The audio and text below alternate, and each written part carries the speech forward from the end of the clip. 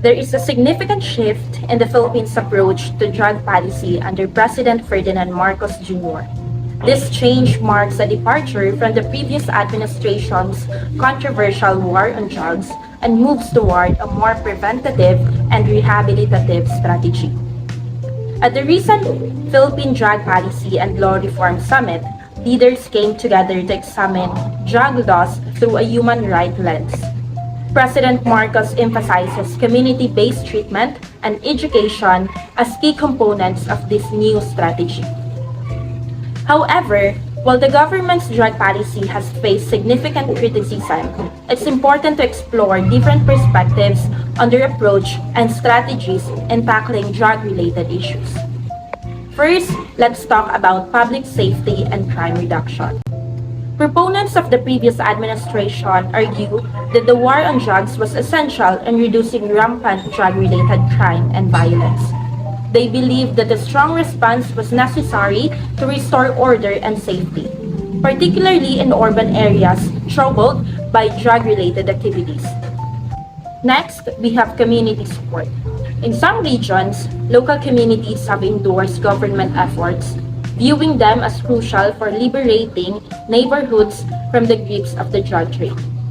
Local authorities often support law enforcement initiatives because they believe that maintaining a community safety requires a firm hand. Now let's focus on rehabilitation. The government has been working to establish programs and rehabilitation facilities aimed at helping individuals recover from drug addiction. This dual emphasis on both rehabilitation and enforcement can be seen as an effort to address immediate safety needs while also promoting long-term recovery objectives. A fair debate should consider both the benefits of rigorous enforcement and the urgent need for more compassionate, health-focused policies. Lastly, effective drug policy should aim for a comprehensive solution that respects individual rights while ensuring public safety.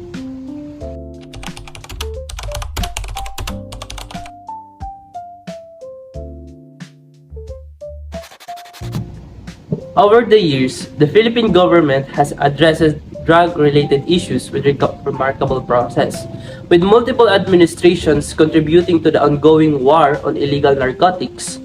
Under Ferdinand Marcos Sr.'s administration in 1965 to 1986, the Dangerous Drug Act of 1972 was passed, establishing the Dangerous Drug Board or DDB to oversee the anti-drug initiative and provoking a legal framework for combating drug addiction and trafficking. Marcos also gave drug-related issue top priority during his administration despite marijuana use growing. Transitioning to Corazon Aquino administration from 1986 to 1992, she continued the anti-drug policy initiated by Marcos, focusing on law enforcement and community-based rehabilitation programs.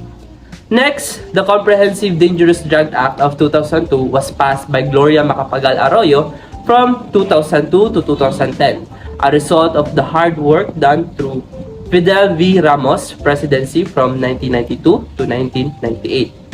In order to improve law enforcement, this law establishes the Philippine Drug Enforcement Agency or PDEA and stiffed the punishment from drug-related offenses.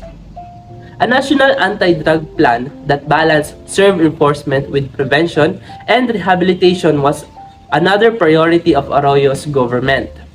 Moving forward to the Benigno Aquino III's administration, 2010 to 2016, Oplan Double Barrel was introduced in 2016 with the goal of boosting community-based intervention for drug users and focusing on high-value drug personalities. His government notably increased funding for rehabilitation programs, marketing a shift toward more humane approach to drug users. The most contentious time, however, was from 2016 to 2022, when Rodrigo Roa Duterte was president. During his time, his war on drugs resulted in thousands of arrested and fatalities. These strategies attach attracted substantial international censure for violation of human rights, even though it placed a major emphasis on public involvement and law enforcement. At last, we reached the government of Ferdinand Bongbong Marcos Jr., which began in 2002 and currently in place. Marcos has moved the emphasis from enforcement to prevention and rehabilitation, of emphasizing the shortcomings of earlier tactics. His administration prioritized community development and education while keeping up the fight against illegal substances. In conclusion, the war against illegal drugs in the Philippines has changed dramatically over time, with each administration bringing its own unique perspective to anti-drug initiatives.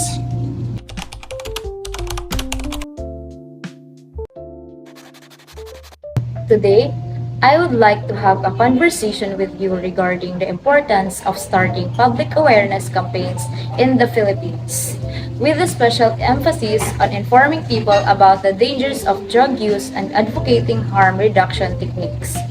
Starting out, it is imperative to acknowledge that the Philippines has a past of carrying out diverse public awareness initiatives.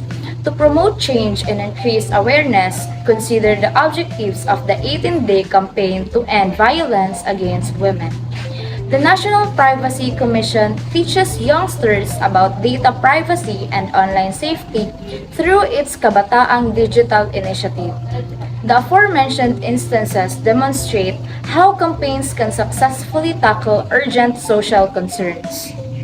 These efforts do exist, but there is a wide range in their efficacy.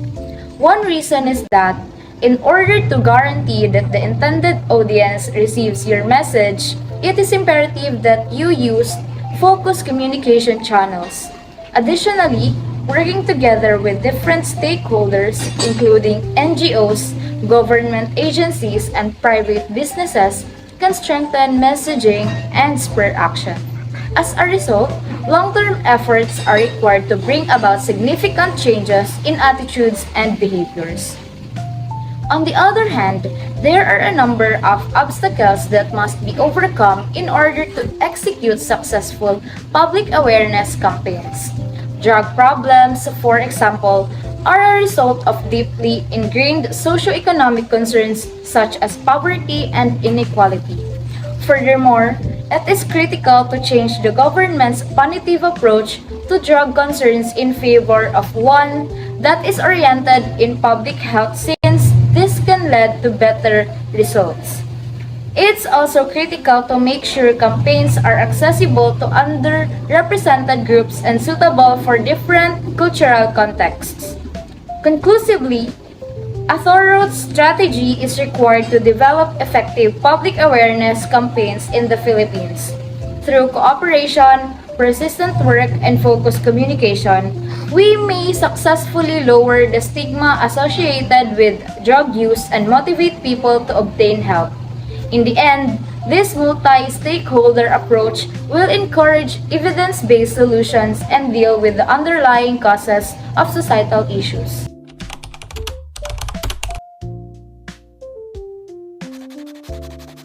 Drugs cannot be completely eliminated from society because many substances have real medical applications, such as pain relief and treatment for a variety of illnesses.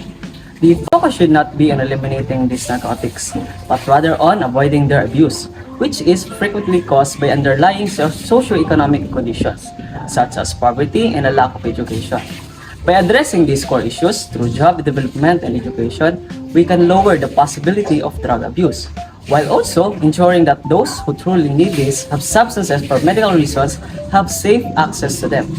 Many people don't realize that poverty is one of the main drivers of drug usage and trafficking. When individuals encounter socioeconomic challenges, they may turn to drugs as a coping mechanism or even a way to make ends meet. So, what should we do first? First, we need to prioritize economic empowerment and employment creation.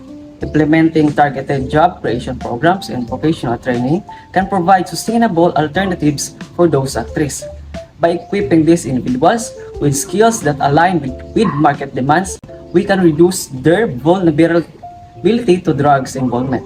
When people have stable jobs and a sense of purpose, they are less likely to resort to drugs. This is why creating a job opportunities is crucial. So this program should focus on providing individuals with skills that are high in demand in the labor market, hence minimizing their susceptibility to drug use. By creating a long-term job possibilities, we can assist people break free from the cycle of poverty that frequently leads to drug addiction. Education is a very effective technique for influencing people's views and action towards drugs. Schools have a crucial role in helping kids acquire vital skills and awareness of the risks associated with substance usage. They are not merely allocations for academic instruction. To raise awareness in one of the main goals of drug education, we give children the tools they need to make wise decisions by educating them about the dangers of drug usage and repercussions of addiction. Knowing the truth lessens the chance of experimentation and helps debunk myths. Effective drug prevention program also emphasize the development of the important life skills.